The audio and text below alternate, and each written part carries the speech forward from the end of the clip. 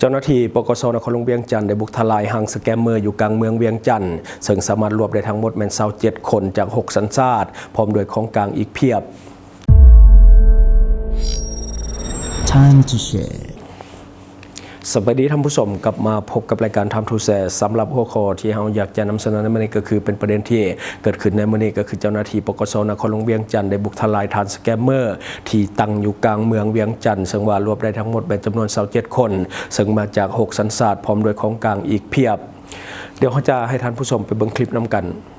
ในวันที่26 พฤษภาคม 2026 เจ้าหน้าที่แผนกตำรวจป้องกันเศรษฐกิจห้องตำรวจกองบัญชาการป้องกันความสงบนครหลวงเวียงจันทร์ได้เข้ามากลุ่มแก๊งโซ่โกงทรัพย์ทางโทรคมสแกมเมอร์อยู่แหมแห่งหนึ่งบ้านหัสดีเมืองแก่นทบุรีนครหลวงเวียงจันทร์ผ่านการกดกาพบเห็นเป้าหมายที่เป็นกลุ่มแก๊งโซ่โกงทรัพย์ทางโทรคมจำนวน27 คนหญิง10 คนมี6สัญชาติและสามารถยึดเครื่องของกลางเป็นคอมพิวเตอร์ตั้งโต๊ะ14 หน่วยคอมโน้ตบุ๊ก8 หน่วยโทรศัพท์มือถือ123 หน่วยตู้เซฟ1 หน่วยและวัตถุอื่นๆอีกจำนวนหนึ่งปัจจุบันต่อกับคดีดังกล่าวเจ้าหน้าที่กำลังเร่งสืบสวนสอบสวนเพื่อซอกหาผู้ร่วมขบวนการ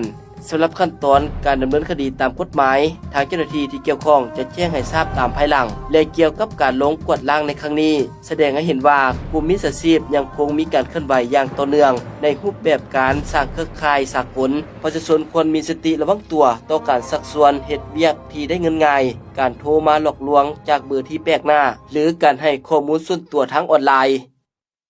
และที่ผ่านไปกับคลิปที่เจ้าหน้าที่เพิ่นเข้าไปบุกหังสแกมเมอร์ที่ว่าอยู่กลางเมืองเนาะก็คืออยู่บ้านฮัสเดย์ซึ่งว่าเป็นกลางเมืองแท้ๆคือเห็นได้ชัดเลยว่าภัยทางออนไลน์มันบ่แม่นเรื่องไกลตัวของพวกเฮาอีกเลยมันแอบแฝงอยู่ในชีวิตประจำวันของพวกเฮาอยู่ตลอดเวลามันบ่แปลกเนาะว่าเป็นหยังพวกมันสามารถที่จะ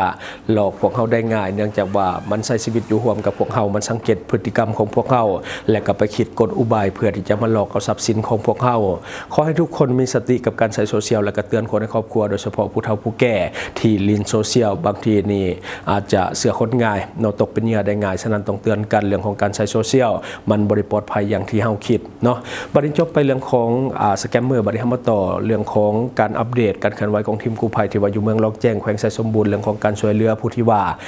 ติดถ้ำซึ่งมื้อนี้ยังบ่มีการเคลื่อนไหวภายในถ้ำแต่ว่ามีการวางแผนอยู่นอกถ้ำหลายกว่าสำหรับมื้อนี้เพราะว่า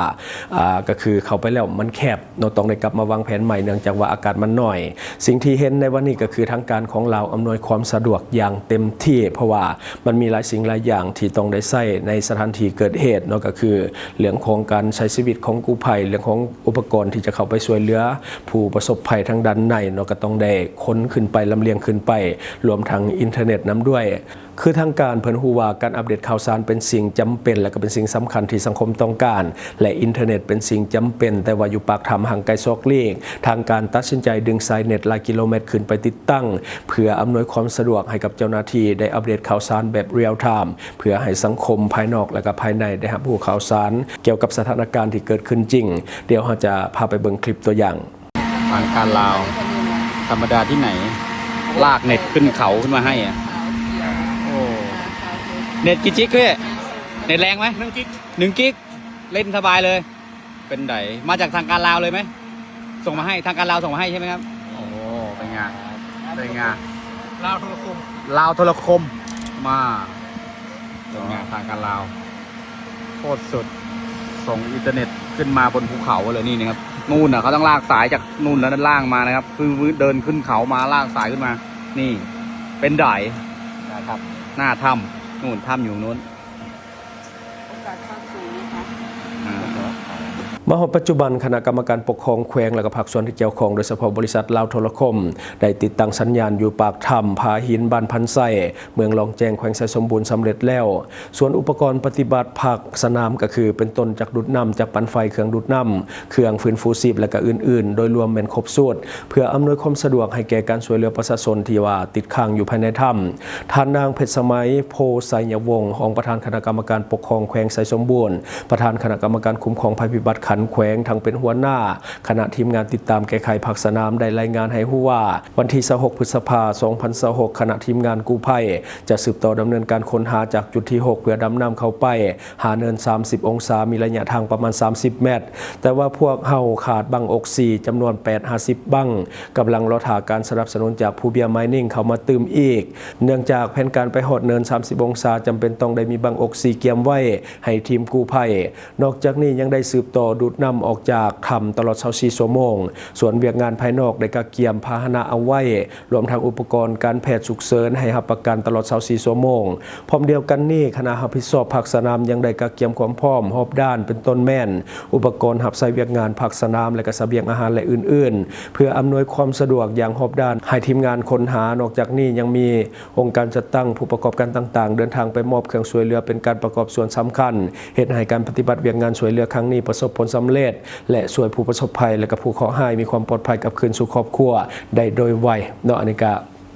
คือเรื่องราวที่ว่าเกิดขึ้นในเมื่อนี้ก็คือจะบ่มีการอัปเดตภายในถ้ำแต่จะเป็นการวางแผนและก็การซัพพอร์ตอยู่ทางด้านนอกถ้ำหลายกว่านอกจากนั้นก็ตามขอเป็นกำลังใจให้กับทุกท่านในการปฏิบัติหน้าที่ซึ่งว่าทางรายการของเราจะติดตามทุกความเคลื่อนไหวและก็รายงานข่าวให้ทานทราบแบบเรียลไทม์เพื่ออัปเดตสถานการณ์ไปพร้อมๆกันเนาะ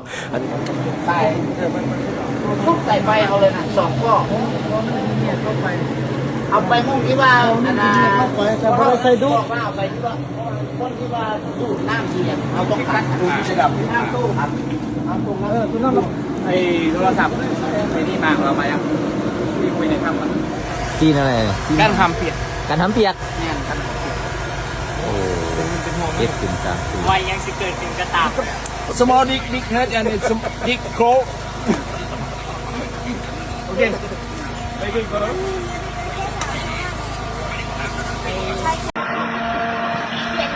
ครับผมทีนี้ในสิ่งที่ผมทำภารกิจคู่ขนานกันไปเนี่ยในพื้นที่โถงถ้ำเนี่ยนะครับเกี่ยวกับดำน้ำเนี่ยส่วนหนึ่งแล้วก็การวางแอร์ไลน์เข้าไปส่วนหนึ่งเพื่อทดแทนอากาศเสียนะครับเมื่อมวลน้ำมันลดลงแล้วเนี่ยผมเกรงว่าอากาศเก่าอากาศเสียที่อยู่ในพื้นที่ครับมันยังไม่โฟเท่าไหร่ก็เลยเร่งเตรียมวางแอร์ไลน์เข้าไปเป็นระยะทางประมาณ300 เมตรขั้นต่ำนะครับที่จะต่อท่อเข้าไปเพื่อให้เกิดความปลอดภัยให้กับทีมเสือส่วนหน้าครับแล้วมันมีมันเป็นอุปสรรคกับการเข้าออกไหมไม่อุปสรรคการเข้าออกไม่เท่าไหร่ครับใช้ท่อขนาดเล็กครับย่อขนาดครับครับได้ครับเพราะสิ่งที่ห่วงเนี่ยอัดโลเข้าไปเลยใช่ไหมโฟตลอดเลยครับอัดโฟตลอดเลยใช่ครับแล้วก็ไม่ใช้เครื่องปั่นไฟครับใช้เป็นตัว power box ครับผมเพื่อ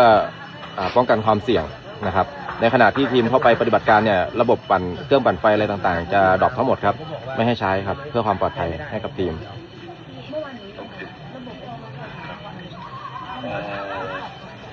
แต่เรื่องไปทางน้ำตาน้ำเนี่ยที่อยู่เชิงเขาเนี่ยอันนี้ยังไม่ได้รับรายงานกลับเข้ามานะครับยังตรวจสอบไม่พบครับโอเคครับแสดงว่าน้ำตอนนี้มันไหลออกมาเนาะแล้วมาจากถ้ำเป็นลักษณะน้ำไหลเข้ามาเติมภายในถ้ำจากนอกเข้าในครับคือตอนนี้ฝนไม่ตกแต่ว่าน้ำเติมเข้าเรื่อยๆอะค่ะอาจจะต้องหาจุดที่น้ำมันเข้าอะค่ะครับผมแล้วก็บอกมัน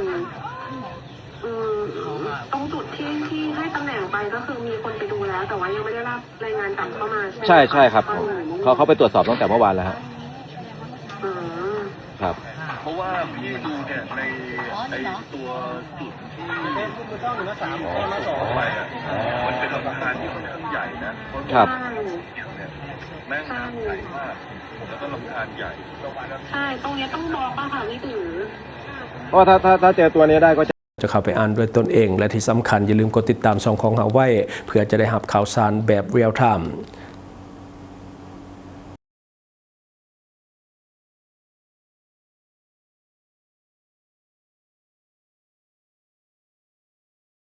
ช่องทางที่คุณสามารถรับชมข่าวสารจาก Time to Share Studio Fanpage Time to Share Laos YouTube Time to Share TikTok Time to Share Laos Facebook สิงห์ดาราสายลินอยู่เมืองลาวใช้แต่เงินกีบลาวและส่งเสริมผลิตภัณฑ์ภายในเพื่อลดพรการนำเข้าสินค้าและแก้ปัญหาเงินตา Subscribe for more video